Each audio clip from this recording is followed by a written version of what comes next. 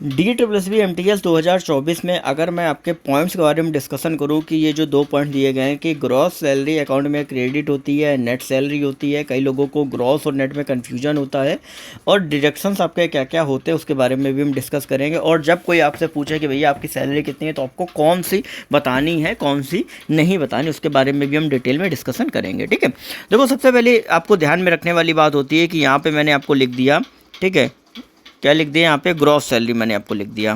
ठीक है, gross salary मैंने लिख दिया। ठीक है, सैलरी, और इधर मैंने आपको क्या लिख दिया, नेट सैलरी आपका लिख दिया। नेट सैलरी आपका जो है वो आपका लिख दिया। अब दोनों के बीच में डिफरेंस आपको बता लेते हैं कि दोनों के बीच में डिफरेंस आपके क्या है। देखो, ग्रॉस में आपका क्या होता है कि आपको टोटल जो भी आपके इन्वॉल्वमेंट्स होते हैं वो आपको रहते हैं। ठीक है, टोटल इन्वॉल्वमेंट्स मतलब जो जो चीज़ें आपको मिल रही वो सारे रहते हैं, कोई भी डिडक्शन आपका नहीं होता है। नेट में क्या होता है कि आपके जो जितने भी डिडक्शंस होते हैं उनको हटा के, मतलब क्या होता है कि फार्मूला क्या लगता है कि इन्वॉल्वमेंट्स में हम क्या करते हैं कि जो भी आपके डिडक्शंस होते हैं वो उनको हम माइनस कर देते हैं, तो हमारी क्या सैलरी आती है, नेट। नेट आप समझ गए कि नेट से ही आप अंदाज़ा लगा सकते हो कि नेट। ठीक है, ग्रॉस में आपके सारे कंपोनेंट जुड़े रहते हैं। इन दोनों में आपको समझ में आ गया।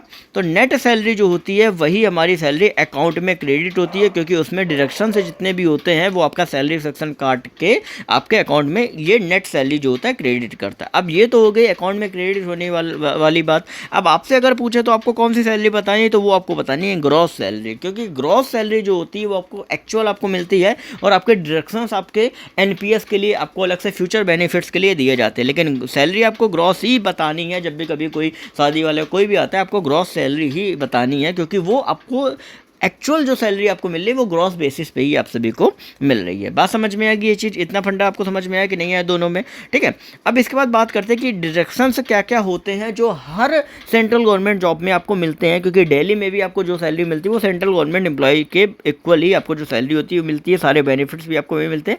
अब डिडक्शंस का सबसे पहला जो कंपोनेंट होता है एनपीएस, नेशनल पेंशन स्कीम का रहता है, जिसमें आप 10% डालते हो और 14% जो होता है 114% गवर्नमेंट डालती है। पहला हो गया एनपीएस, दूसरा हो गया सीजीएचएस का होता है, तीसरा आपका हो गया यूनियन का आपका हो गया। ये तीन ही होते हैं और बाकी कहीं आपके कोई भी डिडक्शंस नहीं होते हैं।